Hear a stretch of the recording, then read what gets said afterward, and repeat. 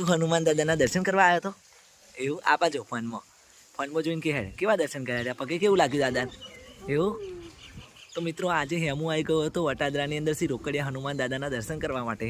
વટાદરા ગામમાં રહીને અમે જતા હતા, તો પછી હનુમાન દાદાનું બોર્ડ જોયું તો અમારાથી રહેવાયું નહીં, એટલે અમે હનુમાન દાદાના દર્શન કરવા આવી ગયા.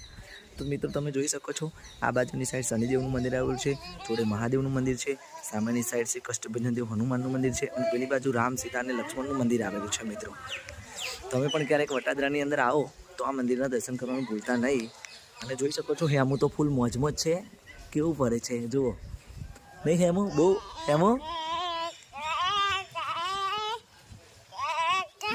જુઓ હેમુની મોજ.